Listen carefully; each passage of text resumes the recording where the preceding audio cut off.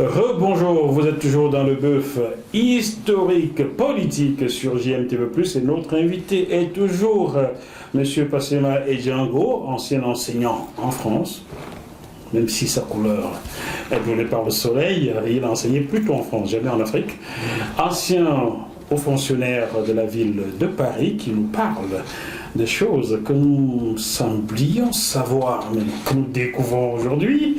Nous allons maintenant évoquer les universités et certaines grandes écoles dans le monde occidental et même au-delà. Rebonjour, M. Passema Edjango.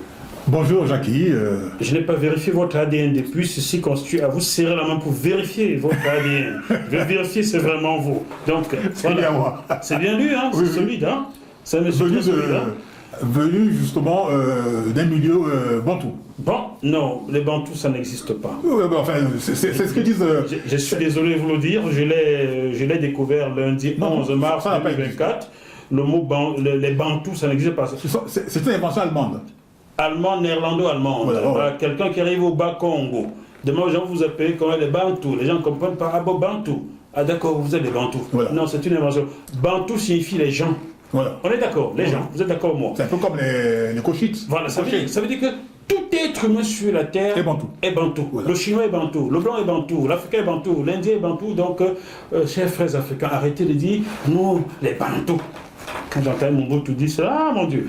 Nous ne sommes pas les bantous, c'est une invention néerlando-allemande. Vous avez bien compris, les Africains ne sont pas des bantous. Une invention de l'écoderme germain.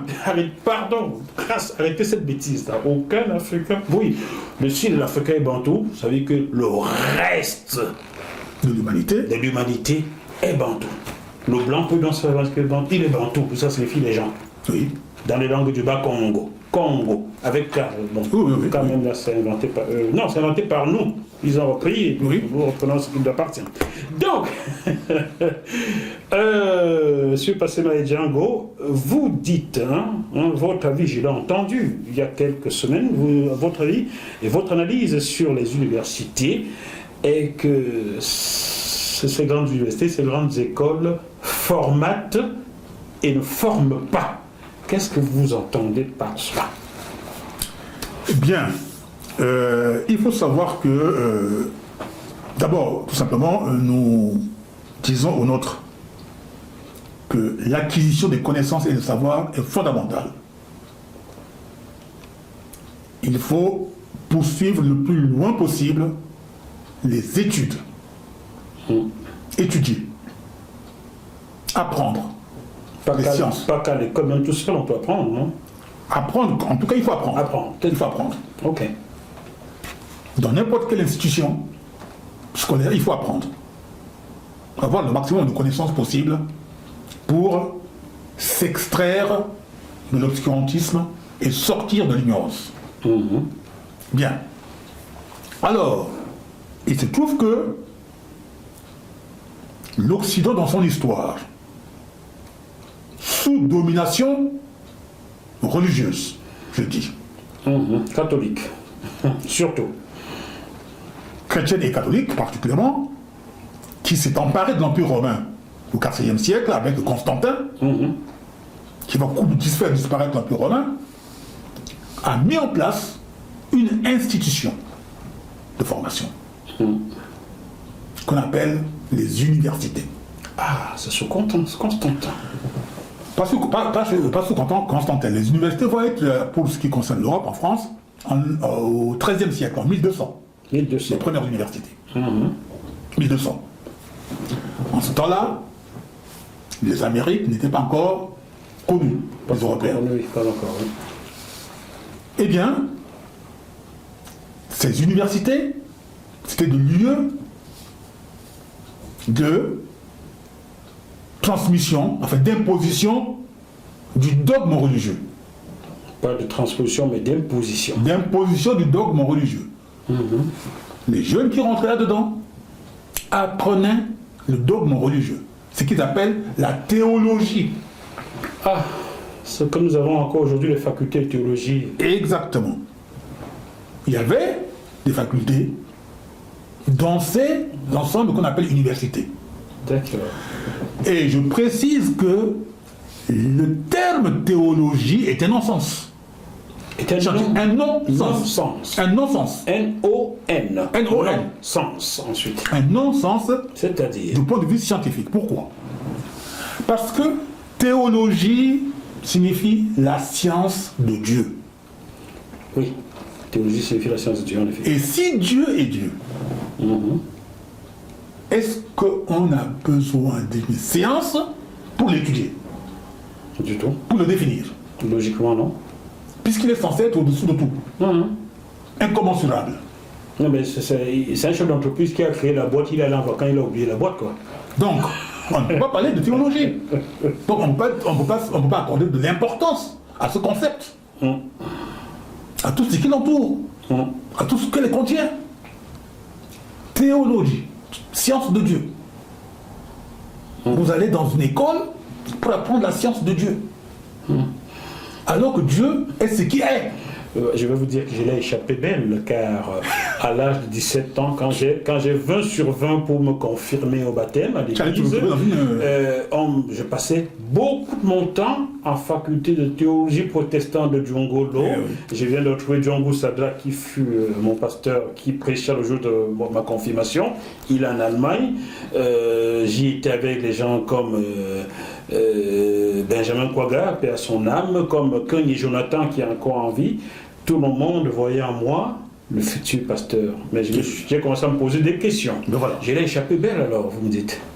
Donc, on amène donc les gens dans ces univers pour les formater, parce qu'ils vont ainsi recevoir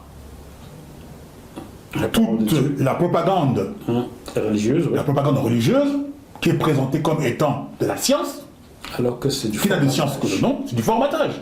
Donc vous êtes ainsi formaté dans ces univers et progressivement au cours du siècle, donc du XIIIe siècle pratiquement, on arrive quelques années plus tard, quelques siècles plus tard, jusqu'à la Révolution, eh bien ça va s'ouvrir au droit. Mais quel type de droit? Mais c'est le droit canonique.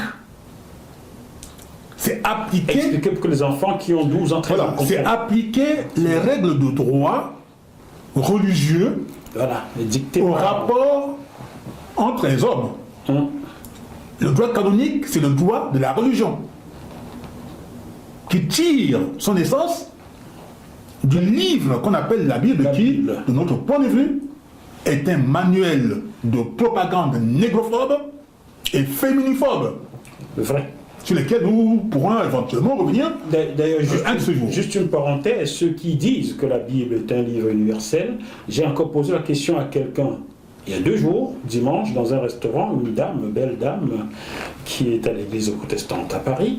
Je lui ai dit, si la Bible est un livre universel inspiré par Dieu, montre-moi la trace du chinois, de l'indien ou du noir, en dehors de la servante d'Abraham, Sarah, à qui on fera un enfant sans demander son avis. Montre-moi la trace des autres peuples. Montre-moi la trace des autres planètes en dehors du ciel et de la terre dans la Bible qui serait universelle. Elle était incapable de répondre et c'est une intellectuelle qui est comptable, s'il vous plaît. Je vous laisse donc, tout simplement, c'était un manuel de propagande. C'était un manuel de propagande d'abord féminiphobe et négrophobe. Sur lesquels nous pourrons donc éventuellement nous étaler le moment venu. Donc, c'est de ce manuel-là que les lois, ce manuel écrit par des hommes, pour des hommes, leucodermes, démélanisés, dépigmentés, voilà.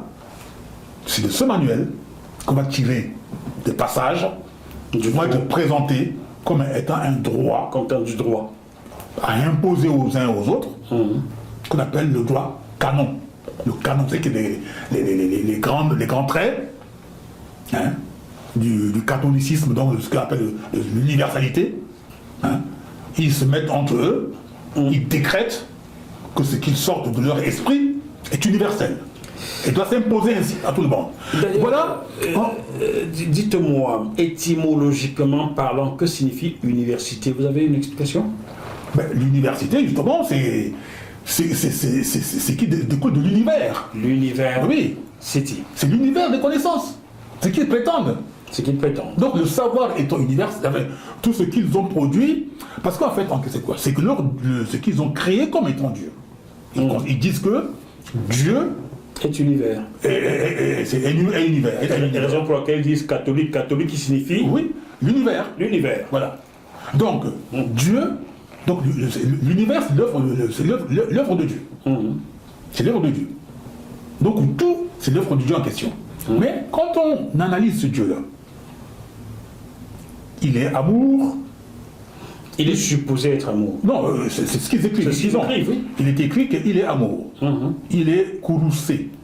Il est jaloux. Il peut se mettre en colère. Il punit. C'est un dictateur. Il faut se prosterner devant lui. Et il n'accepte pas que vous adorez d'autres dieux que lui. Oui. Donc ce qui suppose que il y a d'autres dieux. Il y a d'autres dieux. Voilà. Ah, la Bible nous fait comprendre qu'il existe d'autres dieux. Mais vous ne devez pas adorer d'autres dieux que lui. Donc ça veut dire que cette approche, il parle notamment donc du monothéisme. Hein? Mais ce n'est pas du monothéisme. La Bible ne prône pas le monothéisme, la Bible prône ce que nous appelons la monolatrie. Qui signifie? La monolatrie signifie l'adoration d'un Dieu, un seul Dieu, parmi tant d'autres dieux. Ouf. Ben, j'apprends aussi chez C'est ce qu'on appelle la monolatrie. Je ne connaissais pas cette expression, j'apprends aujourd'hui. La monolatrie, pourquoi? Parce que c'est ce qu'ils disent. Le Coran dit que tu n'adoreras pas d'autres dieux que moi. On ne parlera pas du Coran parce que... non. On se trouve dans les problèmes. Non, il faut savoir une chose. Le judéo-islamo-christianisme est une secte unique.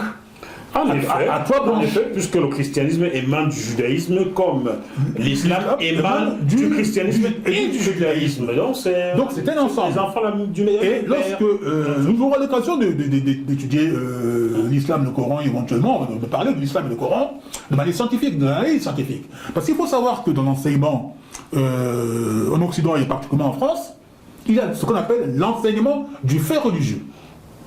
Vous étudiez, on apprend aux jeunes Français le peuple hébreu, la naissance du judaïsme, ensuite la naissance du christianisme et la naissance de l'islam. Tout à fait. Et leur développement. C'est leur programme d'enseignement aux jeunes Français. À tous les Africains, tous ceux qui nous écoutent, qui savent qu'ils envoient des enfants à l'école, et bien ils n'ont qu'à prendre les livres, les manuels scolaires, et ils verront que dans ces manuels scolaires-là, ils trouveront les traces de ce que c'est que, comment l'islam est né. On parle de l'année de 570 à 632, où aurait vécu le prêtre, le prophète de cette religion, dans quel contexte, etc. Les affrontements entre deux principaux empires qui sont l'empire byzantin et l'empire perse, pendant la même période, pendant des dizaines et dizaines d'années de guerre, avec les tremblements de terre, les pestes qui sévissaient, ce qu'on appelle notamment donc la fin du monde, qui devait apparaître selon l'Apocalypse, qui est le dernier livre du Nouveau Testament, et les gens de l'époque y croyaient. Et que c'est dans ce contexte-là qu'on va sortir un personnage qu'on peut présenter comme un prophète, une fois que les deux empires, byzantins et perses, à genoux, vont tomber en décadence, et là, un troisième empire va naître de ce dégât-là, des décombres des deux, et c'est là que nous avons ce qu'on appelle le califat arabo-musulman, qui va naître avec Abdel Balek au XIe siècle. Kézanne vous invite à entrer dans une nouvelle ère digitale. Kézanne ouvre une infinité d'opportunités avec un accès illimité. Comment naissent les universités? Les universités naissent sur les dogmes, en fait, sur le dogmatique. Autour des dogmatiques. Pour enseigner la dogmatique, donc les préceptes dogmatiques, et imposer à ceux qui y vont, parce que pas de femmes, hein, parce que pendant toute cette période-là, quand nous disons que la Bible est féminiphobe, et la femme est totalement écartée. Totalement. Négrophobe, ne l'habillait pas. Totalement. C'était un truc de leucoderme. Et d'homme. Voilà. Et d'homme. Un truc masculin et de leucoderme. Eh bien, ça va évoluer. Et là, jusqu'à une époque où la Révolution arrive, quand la Révolution arrive... Révolution française. Les Français, quand ils ont fait la Révolution, eh bien, ils ont balayé tout ça. Tout ça, oui, en effet. Ils ne voulaient plus en entendre parler. En effet. Compte tenu de tout le mal que ça a fait. Et progressivement, la Troisième République, vers les années 1870, pour au fur et à mesure, restaurer les universités. Et là, le combat va se poursuivre. Et vous verrez qu'à un moment donné, ils ont provoqué ce qu'ils appellent la séparation la séparation de l'Église et de l'État. Ils vont dire, écoutez, vous, Église, ne vous occupez plus de l'enseignement. Eh bien, ils vont créer ce qu'on appelle des universités légaux, les universités d'État. Une université légale, c'est une université créée par la loi. Bien. Avec un conseil d'administration, un président de l'université, avec des facultés qui vont enseigner, cette fois-ci, dans lesquelles ils sont censés enseigner un certain nombre de disciplines. Le droit, les sciences humaines, enfin les sciences humaines, les sciences tout court, les sciences dures, les sciences molles, les mathématiques, physique, sciences, etc., médecine et autres. Bien. Et dans les facultés, les différentes facultés. Et au fur et à mesure de l'évolution, les facultés vont être supprimées, vont être remplacées par des unités, les unités de recherche et d'études. Les unités d'études et de recherche. Les UER, qui vont par la suite être remplacées par les UFR, aujourd'hui, qui sont les unités de formation et de recherche, qui constituent ce qu'on appelle l'université. Mais, toujours dans l'analyse, comment se présentent ces universités aujourd'hui, depuis des décennies? Dans les universités, pourquoi nous parlons donc d'univers de formatage qui se poursuit? Parce que, quand on analyse les sociétés se présentent sous forme étatique, avant de rentrer dans la mondialisation. L'État présente un ensemble d'appareils d'État, d'appareils répressifs. La gendarmerie, la police, les tribunaux, les prisons, les administrations pénitentiaires et les administrations qui prélèvent les impôts, qui répriment, etc. Et d'un côté, il y a ce qu'on appelle les appareils idéologiques d'État. Qui sont les centres de formation. Tout à fait. Parce qu'on forme les gens dans un objectif fixé. Bien fixé. C'est orienté. Très orienté. Oui. Voilà pourquoi nous parlons de formatage. Toujours les religions existantes font partie de l'ensemble de ce qu'on appelle les appareils idéologiques d'État. Vous avez les médias. Les médias. Oui, excuse-moi, mais... Merci pour moi. Les médias constituent les appareils idéologiques. Tout à fait. d'État. Voilà, c'est la raison pour laquelle c'est toujours ceux qui dirigent qui nomment les directeurs des grands médias. Et donc, tout cela, ouais, rien n'est neutre. Quand on entreprend d'étudier ou d'apprendre, il faut connaître tout cela. C'est aussi la raison pour laquelle nous, journalistes indépendants, nous sommes malmenés. Quand vous prenez un livre bien écrit, bien vendu, il faut savoir le lire et l'analyser. Mais pour ce faire, il faut avoir du recul. Tout à fait. Il faut avoir suffisamment de soubassement, d'appui, pour dire que oui, dans ce livre, il y a ça, il y a ça, il y a ça, ça. Alors, il se trouvait que, au début du siècle dernier, lorsqu'il était question, lorsqu'il était question, il y a 80 ans, de créer ce qu'on appelle le Fonds monétaire international et la Banque mondiale, eh bien, c'était les banquiers de Wall Street qui étaient d'abord contre la création de la Banque mondiale, telle que ça a été présenté par ses créateurs. Ali Dexter White, l'américain, et John Maynard Keynes, l'anglais, qui étaient les porteurs de ce projet.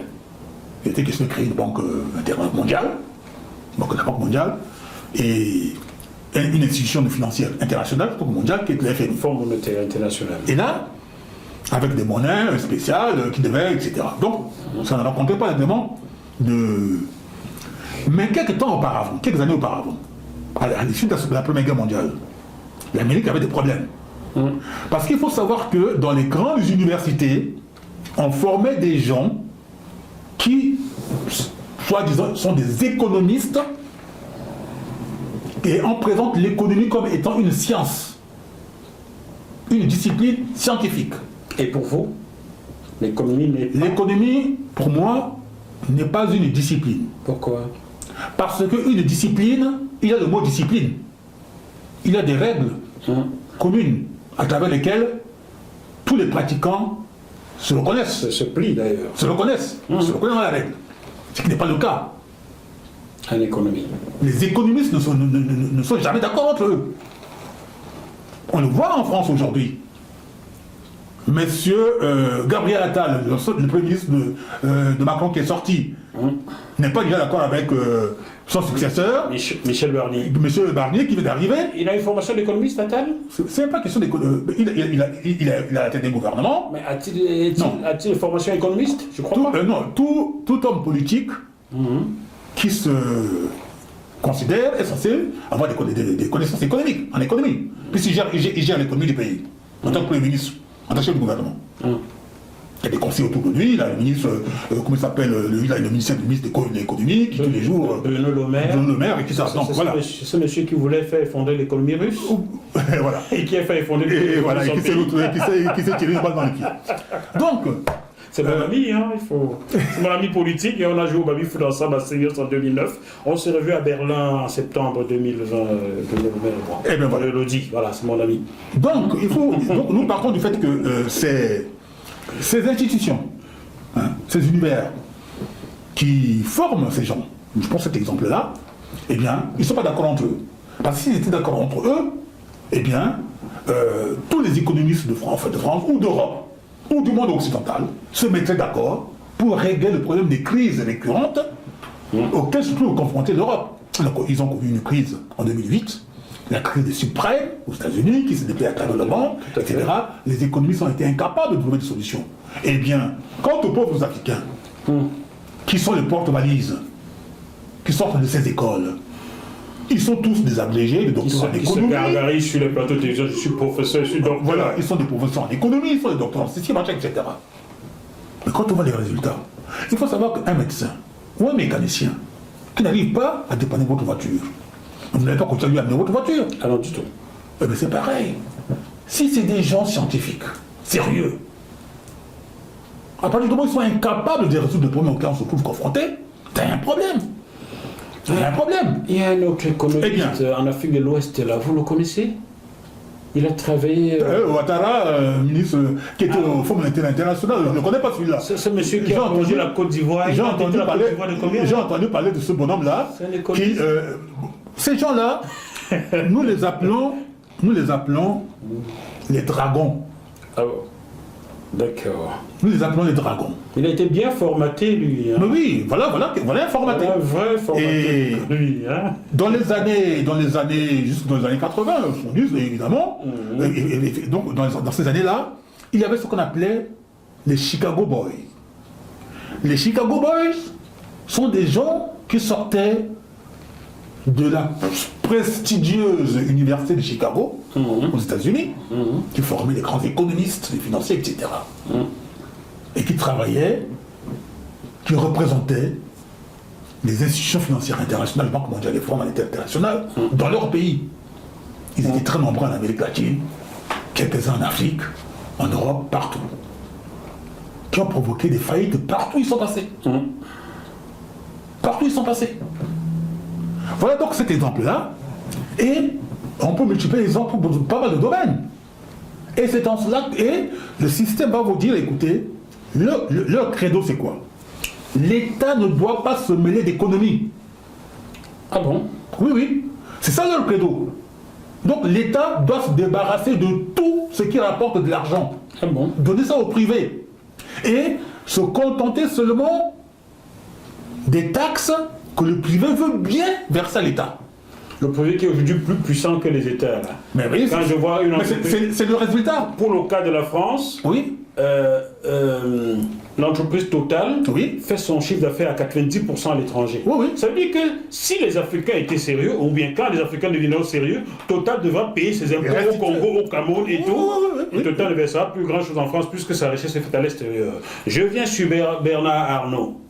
Mais tout le monde c'est LVMH. Il fait 90%, 95% son chiffre d'affaires à l'étranger. Donc, la France n'aura rien à c'est ce qui est enseigné, enfin, c'est ce qui est diffusé dans ces univers de formatage pour venir ainsi détruire énorme les biens des peuples. Les biens de l'État, car l'État c'est le peuple. De détruire l'État, oui. Détruire les biens de l'État. Parce qu'il est question quoi? Vous prenez dans un pays comme la France, eh bien, le peuple, par l'action de son front, au sortir de la guerre, pendant la guerre et après la guerre, a bâti de grandes unités. Tout à fait. Économiques et financières.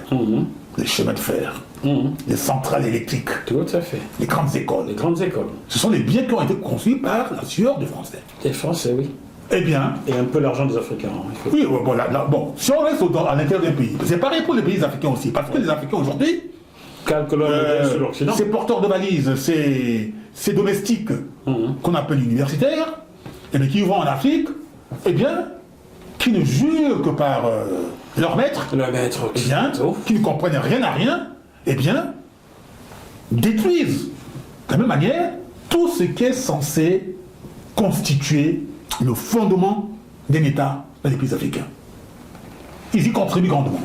Le Fonds monétaire international a dans chaque pays africain des agents. Des agents, oui, en effet. Qui sont des fonctionnaires du fonds, du FMI. Ces fonctionnaires du FMI sont présents dans ces pays-là. Ils sont là, ils surveillent. Et quand je prends l'exemple des dragons, sous le roi Louis XIV, avec l'édit de Nantes, on surveillait ceux qui ne sont pas catholiques, qui pratiquaient la religion protestante. Donc on interdit le protestantisme. Et pour s'assurer que les protestants observent bien cette interdiction, on place dans chaque famille protestante, pour l'obliger à abjurer sa religion, c'est-à-dire à renoncer à sa religion, pour pratiquer la religion officielle qui est le catholicisme, on loge les soldats qu'on appelle des dragons dans la famille protestante, qui la nourrit, qui la loge, qui prend soin de lui. Voilà. Vous avez intérêt à tout faire pour qu'il se sente bien. Et s'il s'aperçoit que vous manquez à votre obligation d'observer le culte catholique, et vous êtes sanctionné mais durement. C'est ça le dragonnade. Tout ça au nom de Dieu. Mais bien sûr, c'est la volonté de Dieu. Si ce type existe, c'est la volonté de Dieu. Comme Dieu est omniscient, on n'avait pas besoin de nommer des dragons. Dieu devrait s'en occuper. C'est sa volonté. Sa volonté qui surveille. C'est sa volonté qui est ainsi faite. Donc voilà. De la même manière, aujourd'hui, le Fonds monétaire international, la Banque mondiale, qui sont la volonté de Dieu. Nombre des dragons. Voilà. Nombre des dragons qu'on appelle des fonctionnaires du Fonds monétaire international. Eh bien, ils sont là. Et quand ils arrivent au Cameroun ou en Centrafrique, ils sont reçus comme des dieux. Comme des dieux. Tout est mis à leur disposition. Oui. Ils traitent directement avec le chef de l'État, le ministre des Finances et de l'Économie. Oui. Et ces gens-là sont là, ils portent des valises, ils tremblent devant eux. Ils doivent faire un rapport chaque année. Un beau rapport. Le rapport pour dire que voilà, du FMI. Ce que vous nous avez dit l'année dernière, nous avons observé scrupuleusement vos consignes. Nous avons fait des efforts. Nous avons supprimé des postes. Nous avons réduit les dépenses. Nous n'avons pas construit telle route. Nous avons privatisé. Nous avons tout privatisé. Nous avons privé la population de ceci. Nous avons privé la population de cela. Nous allons rembourser les dettes. Nous allons vous verser de l'argent au FMI. Comme ça, vous allez nous accorder encore des avantages, des DTS, des droits de tirage spéciaux, pour nous permettre de continuer. Et comme ça, les dragons, une fois qu'ils vont repartir à New York, ils vont faire leur rapport pour dire que oui, voilà, vous Camerounais, vous Centrafricains, vous Congolais, vous avez bien travaillé. Par contre, on peut vous accorder encore une ouverture. Et on reviendra l'année prochaine pour vérifier. Ce sont ces dragons-là qui proposaient des prêts au Burkina Faso. Mais bien sûr. Mais oui. Ils vont même travailler dans votre argent à regarder ça. Donc, depuis les années 60 jusqu'à aujourd'hui, bon, donc voilà, et tout ça, c'est enseigné dans les universités.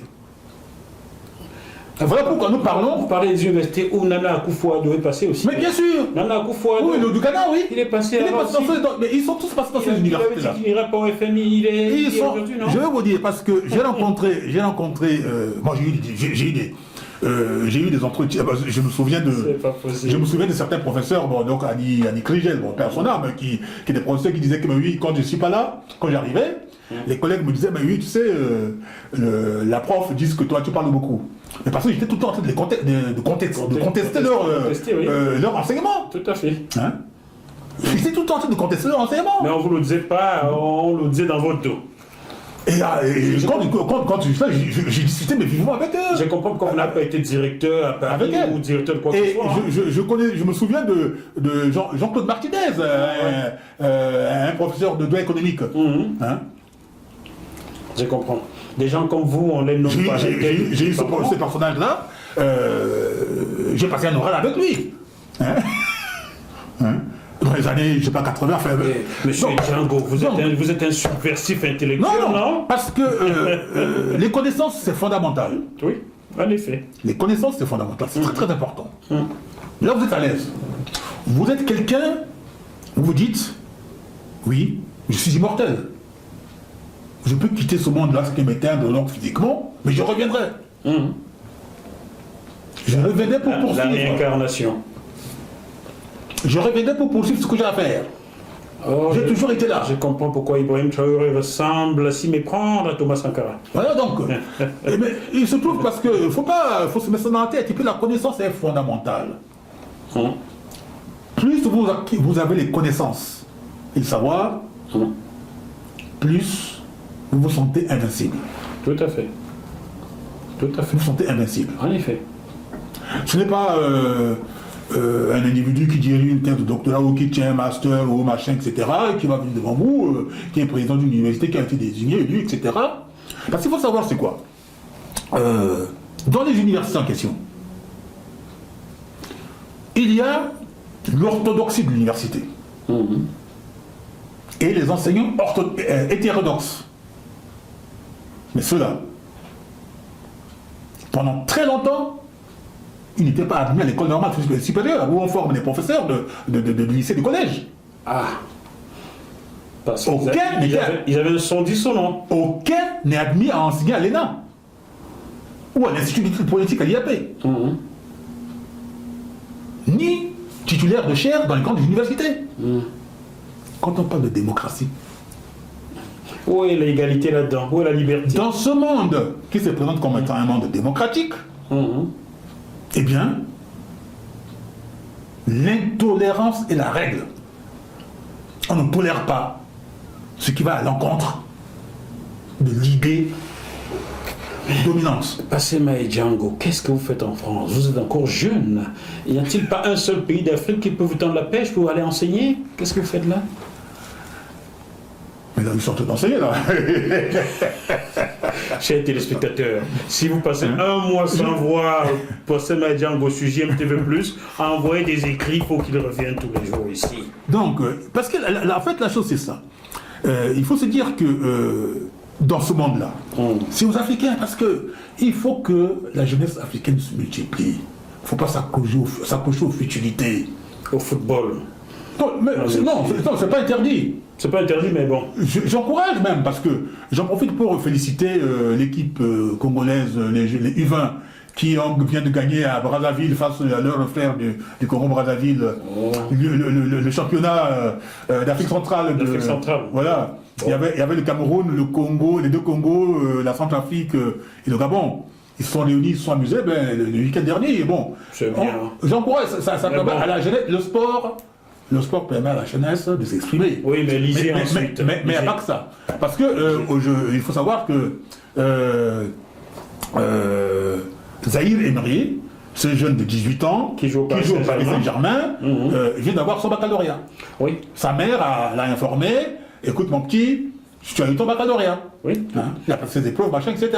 Et il a eu ça, comme il est en équipe nationale et dans un grand club, qu'il joue tout le temps, les parents mettent la main dessus. On met la fin de la pression. Kylian Mbappé, qui est ce qu'il est, son père, sa mère, on fait tout le nécessaire. Ont exigé qu'il passe son bac. Il l'a passé, il continue à évoluer, et non, l'un ne va pas sans l'autre. Sans l'autre, tout à fait. Parce que l'intellect et le physique vont de pair. Donc un esprit saint dans un corps saint. Ah, on retrouve les prescriptions de la Bible, là.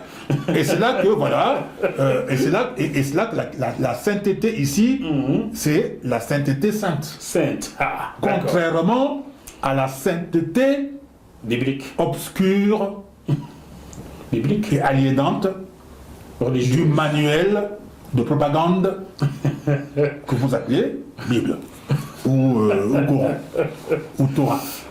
Voilà, c'est toi. Ils vont pas vous aimer, hein? Non, c'est pas question de pas aimer, parce que la connaissance est fondamentale. Celles de ceux qui ne connaissent que ce manuel-là ont tout intérêt, pour eux-mêmes, de creuser un peu plus. J'ai une question qui tourne autour de mon métier.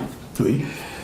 Il y a de cela un mois de nom, 10 mois par là, c'était en octobre 2023, un influenceur camerounais racontait sur les réseaux sociaux que Jackie Moifo n'est pas journaliste parce qu'il n'a pas de carte de presse. Et je viens de lui faire, j'ai attendu presque un an pour lui faire une autre réponse car je ne réponds pas au farfelu. Je viens de lui répondre en lui disant que ce n'est pas la carte de presse qui fait le journaliste. Jean-Pierre Pernaut n'en a jamais demandé, n'en a jamais eu. Ça ne l'a pas empêché d'exercer. Je vous parle, je n'ai pas de carte de presse. Même la carte UPF que j'avais jusqu'en 2021, je ne l'ai pas redemandée jusqu'à présent. Pourtant, c'est une carte qui me permet de circuler dans tous les pays francophones. Je ne la demande pas car j'estime que c'est du formatage, ce n'est pas la carte de presse qui fait le journalisme. Quelqu'un peut avoir tous les cartes de presse du monde, s'il n'est pas bon, il n'est pas bon. Voilà. Est-ce que vous êtes d'accord avec ma pensée? Est-ce que vous pouvez ajouter quelque chose là-dessus? Alors, dans tous les pays du monde, il y a le formel et l'informel. Ce n'est pas parce que un chauffeur de taxi qui a une accréditation, une patente pour exercer son métier de taximan, qui va prétendre qu'il conduit mieux que quelqu'un qui a son permis, qui n'a pas d'accréditation pour être chauffeur de taxi, que celui-là. Les deux sont des chauffeurs. Voilà. L'autre n'est pas accrédité, il vit dans une ville, il a étudié la ville, il la connaît très très bien. Il conduit. Et ça arrive que cet individu puisse connaître mieux la ville que le chauffeur de taxi. Voilà. Et en matière de journalisme, le journaliste, c'est celui qui collecte des informations pour les rendre publiques. Les vérifie. Voilà, il collecte des informations, il vérifie les sources, la véracité, la crédibilité, l'objectivité, tout ça, et une fois qu'il a fait tout ce travail-là, il met ces informations-là à la disposition du public. C'est tout. Bien. Et il le fait de manière professionnelle. Pourquoi? Ça veut dire qu'il vit de ça, c'est sa profession à lui. Oui. En retour, il perçoit une rémunération pour le travail qu'il a fait. Tout à fait. S'il travaille pour... Oui, mais un individu qui, de manière passionnelle, par passion, trouve que il veut informer sur un certain nombre de sujets. Parce que le journalisme est une profession qui se fait par spécialisation. Tout à fait. On peut être journaliste spécialisé dans les guerres, dans les conflits, spécialisé en matière de formation, d'enseignement, etc., spécialisé dans les questions sociales. Ou tout simplement généraliste. Ou généraliste, voilà, ça dépend. Ce qui est mon cas. Voilà. Donc, une personne décide de s'investir dans la collecte d'informations, les analyser, étudier leur objectivité, leurs sources, et qu'il est sûr de tout cela, et il met à la connaissance du public. C'est sa passion. Aujourd'hui, avec les technologies de l'information, je veux me faire connaître, je vais produire des informations. Voilà. Je vais produire des informations. Il y a des gens aujourd'hui, moi j'ai des collègues, qui ont été des enseignants, ou qui ont été des fonctionnaires, ou qui sont des fonctionnaires, et qui produisent sur la base de contenus sur leur propre expérience, et qui les mettent en ligne. Et qui, de ce fait, se retrouvent avec des milliers de personnes qui les suivent. Je vais saluer ici Michel Laubert-Etamé, qui est éditorialiste bénévole de JMTV+. C'est un ingénieur de formation, mais aujourd'hui il écrit des livres, des romans, il produit des éditos qui sont lus par des milliers de personnes. Et voilà. C'est un journaliste. Oui. Il a déjà fait l'école. Hein, donc il ne faut pas se prendre la tête, parce qu'il faut savoir que nous sommes dans un monde où, depuis la nuit des temps, les critiques ont toujours été des critiques. Parce que dans la Grèce antique, puisque les Européens disent que leur civilisation est d'origine judéo-chrétienne et gréco-romaine. Donc ils s'inspirent spirituellement du judéo-christianisme et intellectuellement, culturellement également, oui, intellectuellement, du gréco-romanisme. Voilà. Donc, les gréco-romains, les philosophes grecs, ils vous diront que leur connaissance, ils les tiennent des Africains. Ils ont été tous. Ils sont partis en Afrique. C'est de là-bas qu'ils ont appris les sciences qu'ils développent là. Tout à fait. Et les écoles en question, quand Platon va par son enseignement oral, qui va être repris par la suite par ses étudiants, ses élèves, à l'époque on ne parlait pas d'étudiants, on parlait d'élèves, eh bien, il diffuse son enseignement. Tout à fait. Mais d'autres par la suite, même ses propres élèves, plus tard, vont formuler des critiques. Donc, tout travail humain prête à des appréciations positives ou négatives. Il faut l'accepter. Ce que je suis en train de dire aujourd'hui, à ceux qui suivent l'émission sur GMTV, est susceptible de contestation, tout à fait, de critique.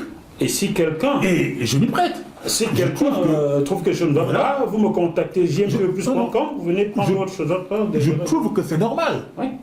Je trouve que c'est normal que celui qui m'écoute, s'il trouve que dans mes propos, je parle des éléments peut-être qui m'ont échappé, ou des éléments que je n'ai pas tellement approfondis, et qui prêtent à des interprétations, à confusion, mais c'est tout à fait normal. Qui me contacte, qui vient prendre la parole. Qui, même s'il ne le fait pas, ça veut dire qu'il a tout à fait le droit de se dire, mais non, je ne suis pas d'accord avec ce qui a été dit. GMTV+ est donc un média démocratique. Mais bien sûr. Car il y a la liberté et l'égalité ici.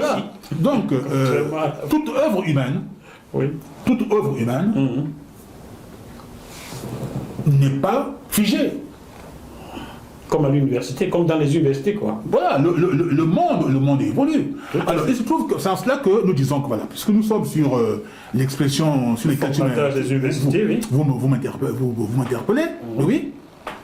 C'est tout cela qui fait que, voilà, nous disons, ces appareils idéologiques du système, de l'ordre établi, les universités, etc., les grandes écoles, que nous ne remettons pas en cause.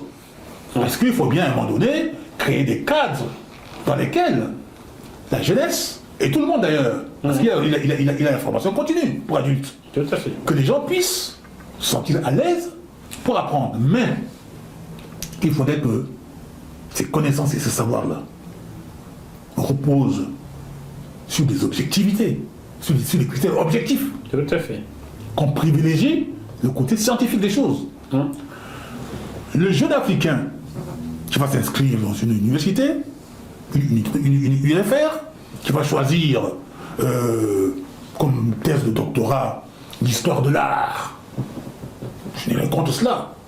Il doit se dire, mais oui, moi j'aime bien l'art, machin, tout et tout. Je viens d'un pays qui a besoin d'avancer. On a besoin. Et même, dans le continent, et même là, tous les pays africains, là on a qui en Afrique, voilà, on a besoin dans tous les pays africains que nos écoles, nos centres de formation produisent des gens qui maîtrisent l'industrie pétrolière, qui maîtrisent la chimie, qui maîtrisent la métallurgie, qui maîtrisent l'énergie, la production de l'énergie, de l'électricité, l'industrie forestière. Tout à fait. La médecine. La santé primaire. Tout à fait. Nous sommes aujourd'hui à plus d'un demi-siècle. Plus d'un demi-siècle plus tard, il y a au Cameroun, par exemple, une infirmière pour plus de 1000 habitants. Et je vous donne le ratio. Je viens de publier une chronique intitulée « Le Canada ne recrutera plus les infirmières en Afrique ». C'est là où je voulais en venir. Regardez cela sur JMTV+. C'est là où je suis en train de que... Alors, il y a 2 infirmiers au Cameroun pour, je crois, 10 000 ou 100 000 personnes. Oui, pour 100 000 personnes. 2. Oui. Ça veut dire qu'il n'y en a pas. Il y a pas. Donc, alors, le Maroc, le Cameroun et la Côte d'Ivoire s'insurgent contre ce recrutement canadien. Parce que le Canada, depuis des années, a en train de pomper les infirmières marocaines, les infirmières et camerounaises. Les 3 pays là, oui. Et sans compter les autres pays aussi qui envoient leur... Le Canada va maintenant se focaliser sur la Tunisie uniquement. Oui, voilà. Soi-disant, ça c'est le propos officiel. Hein. Voilà. Mais je suis sûr qu'ils continueront. Mais sur le Cameroun, la Côte d'Ivoire et le Maroc, ça va continuer. Il n'y a pas que ces pays-là, parce que ce sont des pays qui sont connus. Ce sont tous les pays parce que ça fait depuis les années 70-80 que le Canada pompe la main-d'œuvre africaine. Tout à fait. La main-d'œuvre qualifiée. Alors, donc la question c'est que il y a un problème.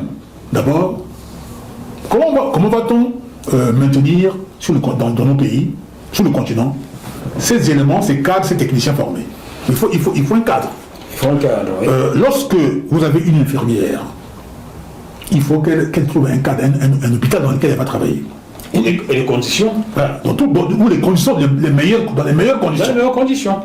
Il ne faudrait pas qu'elle soit surchargée avec des malades où elle va devenir folle. Sans les moyens. Bien, déjà.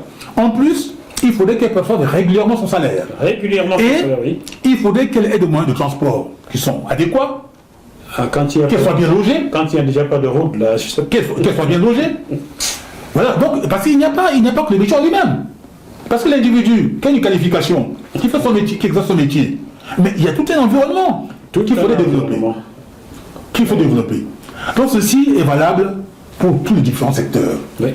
D'où nos anciens, ce qu'on appelle nos ancêtres noirs africains, avaient ce qu'on appelle les maisons de connaissances et de savoir, qui sont les ancêtres de ce qu'on appelle les universités dans le monde occidental et ailleurs. Les maisons de connaissances et de savoir, c'était des lieux, avant même les Grecs qui allaient chez nous, en Afrique. Donc ces maisons de connaissances et de savoir, où il fallait d'abord être initié pour rentrer dans une maison de connaissances et de savoir. Les garçons étaient circoncis. D'abord. Ils rentrent dans la maison de connaissances et de savoir. Ils apprennent les connaissances en sciences, en astrologie, en mécanique, la géométrie, la géographie. Ils étudient les astres. Ils étudient ce phénomène de la nature, les lois de la nature. Ce que d'aucuns appellent les lois de Dieu. Ouais. Nous, on parlait donc des lois de la nature. La nature. Donc les astres, la Terre qui tourne sur elle-même, autour de la Terre, il y a la Lune qui tourne, et l'ensemble tourne autour du Soleil. Ça part d'un point A, ça revient au point de départ. Et quand ça revient au point de départ, c'est pas au même endroit, ça a changé de place. Oui. Et cette évolution, et pour l'observer, les anciens faisaient des études. On s'assoit sous un arbre. Nous sommes en train de parler, il y a l'ombre qui est là. Au bout d'un certain temps, on se rend compte que l'ombre a changé d'emplacement. Changé d'emplacement, ça veut dire que le soleil a bougé. Ou la terre a bougé. Voilà. Donc il y a toute une observation qu'il fallait voir. En fait, cette observation-là, vous restez sur place la nuit, vous observez la lune. Donc, les anciens, chez nous, ont créé des observatoires qui sont des lieux à partir desquels on observe les astres. La lune, le soleil, à un endroit fixe. Et on voit comment les choses ont évolué. Et on fait des calculs. C'est ainsi que on a créé, nous avons été les premiers à avoir créé le calendrier. Oui, en effet. Nous sommes aujourd'hui en l'an 6000. Pour les Africains. Pour nous les Africains. Nous ne sommes pas en l'an 2024. Et les Africains ont tout intérêt, ça va les grandir, à prendre le calendrier de leurs ancêtres, qui fixe la date de l'an 6000 aujourd'hui. Et à se dire, en 6000 ans de confection d'un calendrier, que s'est-il passé? Ah, on a amené Jésus et la Bible. Tout être normal, 2000 ans. tout être normal est censé se poser des questions. Tout à fait. De cogiter, de s'interroger sur lui-même, sur ce qu'il est, et ce qu'on t'a apporté. Si tu t'es soumis à ce qu'on t'a apporté, ou t'as imposé, tu réfléchis un peu pour te dire, mais oui, on me l'a imposé, on a imposé ça à ma mère, à mon père, qui me l'ont imposé, mais quand même, j'ai un peu de jugeote, j'ai un peu d'intelligence. Je vais m'extraire un peu de tout cela et je vais réfléchir. Comme quoi ceux qui vont à l'église, pourquoi tu vas à l'église? Je suis né dedans, toute ma famille, mais toute ta famille ne veut pas en Occident, toute ta famille n'est pas allée à la même école que toi, pourquoi tu n'es pas resté dans le même cadre que ta famille? Réfléchis un peu, bon Dieu. Et puis il n'y a pas que ça, même si ta famille est née là-dedans, que tu as grandi là-dedans, tu peux réfléchir. Commence d'abord par savoir, étudier ce que c'est que le christianisme, ce que c'est que l'islam. Hein? Et il faut que tu étudies cela. D'où comment c'est apparu? Est-ce que l'humanité a toujours vécu avec la religion? Qu'est-ce que la religion? Hein? Qui a créé la religion? Est-ce que... Et tout ça, il y a des questions que tu dois te poser. Voilà, Passema Django, vous comprenez pourquoi de votre grand titre, les universités sont des univers de formatage. J'arrive à la conclusion qu'il y a sur la Terre beaucoup plus de diplômés que d'intellectuels. Et en Afrique, c'est une catastrophe. Oui. Beaucoup de diplômés de perroquets que d'intellectuels. Ils peuvent se planter comme étant des intellectuels ou des diplômés. Ce qui est important, c'est la connaissance et la mise en application de ces connaissances-là. Quand on peut l'appliquer, ça veut dire qu'on maîtrise les connaissances, qu'on maîtrise les savoirs. On les met en application. Les connaissances sont en vue de savoir comment est-ce qu'on peut s'organiser. L'humanité est née. C'est des individus d'abord, des individus isolés, qui, naturellement, vont les uns vers les autres, vont se rapprocher. On dit que l'attraction sexuelle est inévitable. Les êtres humains vont naître de sexes différents. Et des sexes différents vont se rapprocher, vont s'attirer. Leur attraction, ils vont se multiplier. Ils vont engendrer d'autres. Et c'est comme ça que les humains qui sont nés dans la région des Grands Lacs en Afrique vont se multiplier. Et pour survivre, il fallait qu'ils se nourrissent. Ils vont commencer à chercher à manger. Pour vivre. Mais pourquoi est-ce qu'ils sont nés en Afrique? Pourquoi est-ce qu'ils sont nés dans cette partie du monde qu'on appelle la région des Grands Lacs? Mais parce que tout simplement, au moment où l'être humain est apparu, la planète Terre était sous les glaces. D'accord. C'était la période froide. L'être humain ne pouvait pas survivre dans d'autres parties de la Terre que dans cette région où il faisait chaud. D'accord. Et la chaleur aidant, il pouvait éclore. Il pouvait naître. Comme les plantes. Comme les plantes. Et comme d'autres animaux, aucune etc. plante ne peut éclore dans la glace. Voilà. Logique. Voilà. Donc ils vont... La vie va naître à partir de cet endroit-là. Parce que cet endroit-là était sous l'équateur, c'est le seul endroit qui était chauffé. La planète Terre. Et progressivement, l'humanité va naître, va se développer, va s'agrandir, en se cherchant à se nourrir. Et au fur et à mesure que les millénaires passent, la Terre va se réchauffer. Aujourd'hui, on nous parle de réchauffement climatique, mais c'est un phénomène qui remonte à perpète, à des milliers d'années, qui se poursuit. Et puis on nous en parle même parce qu'on voit venir... on va venir le désert en Occident. Voilà pourquoi on chante. Il n'y a pas que ça. On va voir des situations qu'on ne veut pas anticiper et maîtriser. Voilà, pas l'égoïsme. Il y a des solutions là. Parce que les connaissances de l'être humain sont illimitées. Mais aujourd'hui, les connaissances que nous avons, mais c'est une infime partie de notre capacité à connaître et à savoir. Donc, l'humanité est à cet endroit-là. L'humanité se développe, produit des choses. Et à un moment donné, ils vont devenir très nombreux. Ils vont commencer à quitter leur lieu de naissance.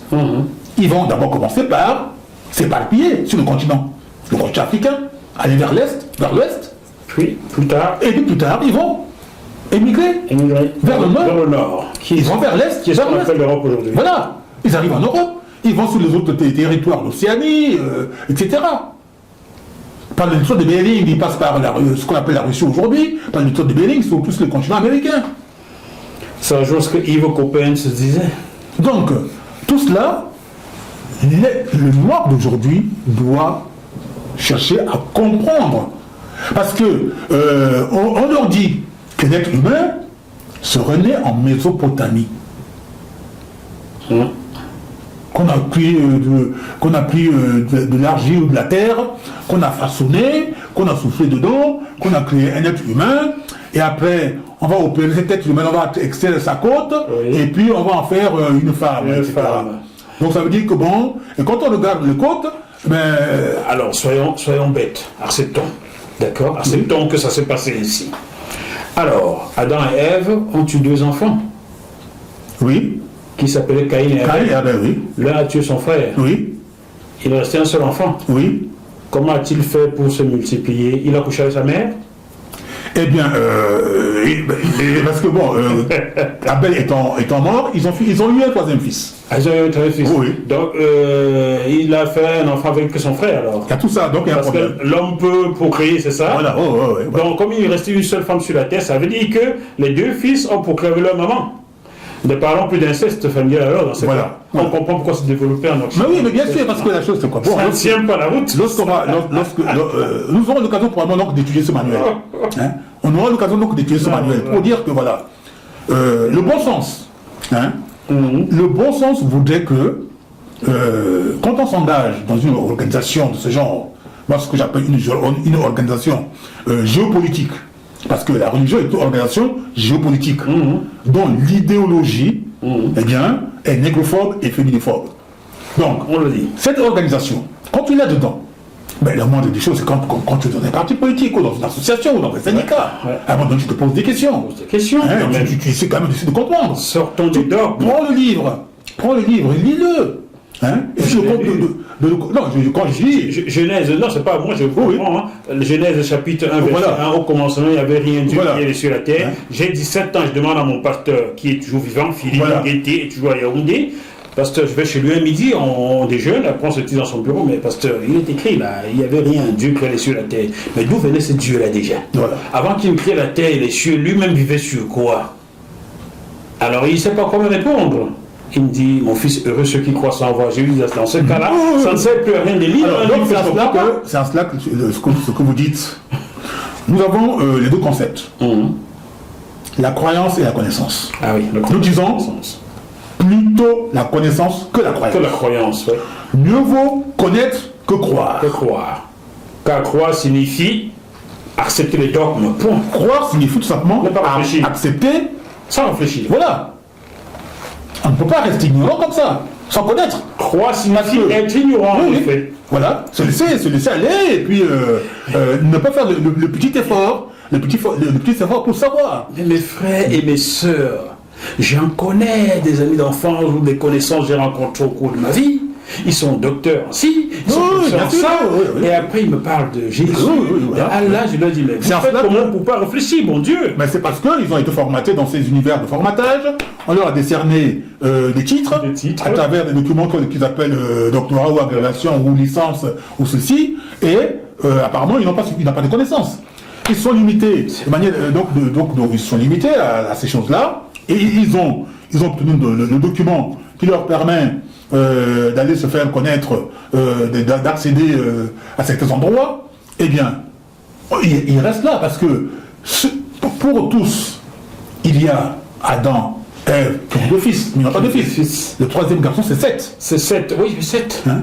7 Mais comme ils ne savent pas ce que c'est que l'Afrique, l'Africain a conçu les 2 frères, ou Séré, qui s'appelle Osiris, et Seth, son frère. Seth, qui est une incarnation symbolique du méchant. De manière symbolique. Mais ça ne va pas dire que Seth est particulièrement méchant. Chez l'Africain. Quand je dis l'Africain, ce qu'on appelle, ils appellent notre empire Égypte, nous disons l'empire africain, l'empire universel africain. Eh bien, on a conçu cela. Eh bien, Seth et son frère Osiris, qui va avoir pour sœur Isis, qui va engendrer Horus. Et quand on prend tout ce dispositif-là, on va le retrouver dans cette documentation.